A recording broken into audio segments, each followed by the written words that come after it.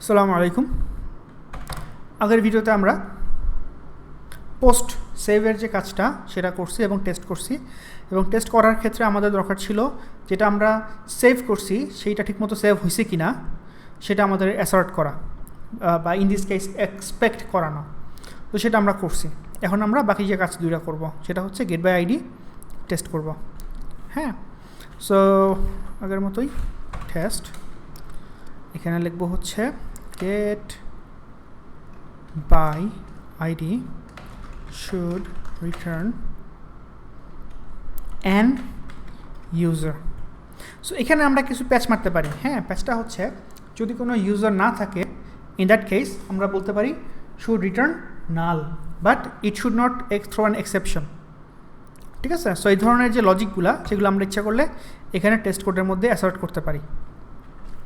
So get by ID should return an user, তাইলে এখান থেকে আমরা এটারে কল করব, বাট এখানে বডির পরিবর্তে দিব হচ্ছে আমরা আইডি। আমাদের যে মক ডাটাতে ছিল, মক ডাটার মধ্যে মক ডাটা গেল কই, এই যে আইডি ছিল 1, এটা আমরা প্রিডিফাইন করে রাখছি কিন্তু। হ্যাঁ, সো এটা ইউজ করা কোনো দোষের কিছু না।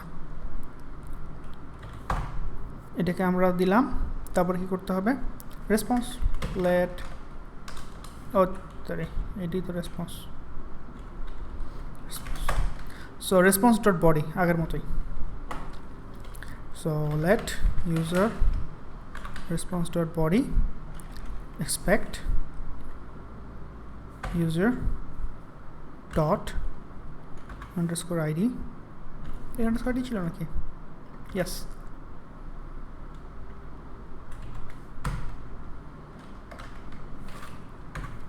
to be 1। দেখি কাজ করে কিনা।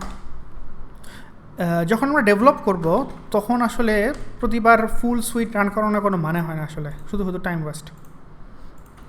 ঠিক আছে, সো এটার জন্য আর কি অনলি দিয়ে করি আমি।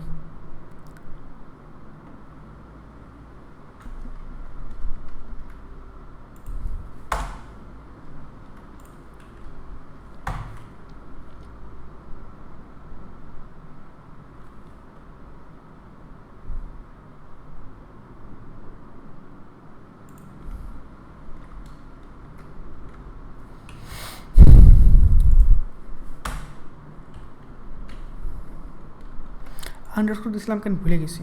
পোস্টম্যানটা দেখি তো, পোস্টম্যানে যদি আমরা গেট রিকোয়েস্ট করি, গেট রিকোয়েস্টের রেজাল্টে আন্ডারস্কোর আইডি ছিল।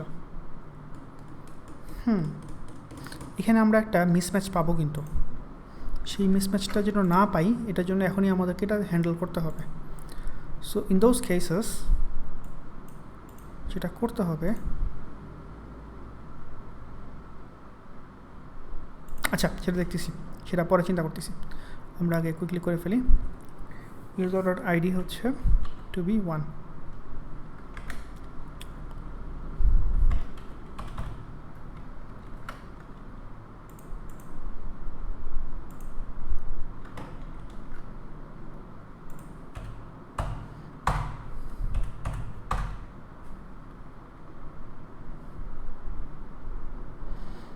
কাজ কিন্তু করছে।